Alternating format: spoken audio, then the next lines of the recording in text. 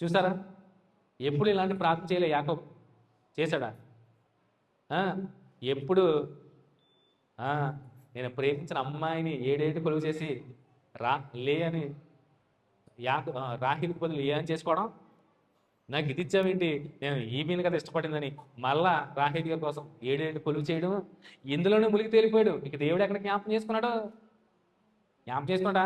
20 ఏళ్ళు కొలువు చేయడానికే సరిపోయింది తన జీవితం.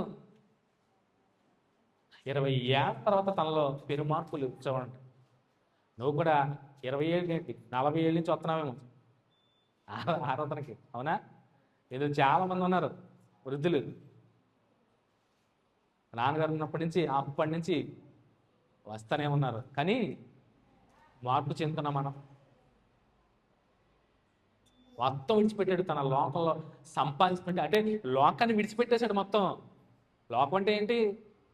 శరీరాశ, నేత్రాశ, ధనాశ, చేయకుటమ్మో, ఇవే కదా.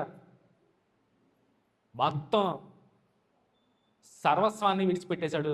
ఈవెన్ తన భార్య బిడ్డలు మొత్తం. ఏ స్త్రీ కొరకైతే 7 ఏళ్ళు కొలువు చేసి ఇష్టపడి పెళ్లి చేసుకున్నాడు రాహేలు, మొత్తం అందరిని దేవి దాటి వదిలేశాడు. వారితోనే పాటే కాదు, తన సిరి సంపదలు కూడా మొత్తం ఏం చేశాడంట? ఆ ఏరు దాటించి తనకు కలిగినదంతయు పంపివేశాను. యాకోబు ఒక్కడు మిగిలిపోయాను. ఒక్క రాత్రి ఒంటరిగా.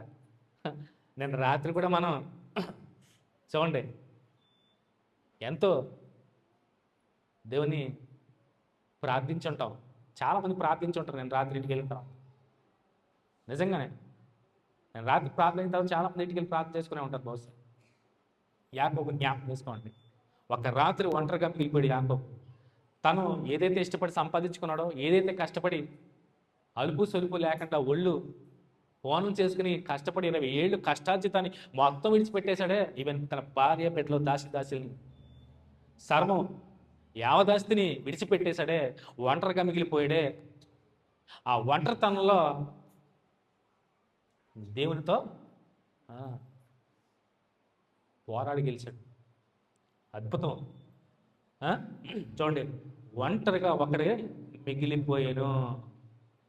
ఆ ఒంటరితనంలోనే దేవుడు యాకోబుని జ్ఞాపకం చేసుకున్నాడు.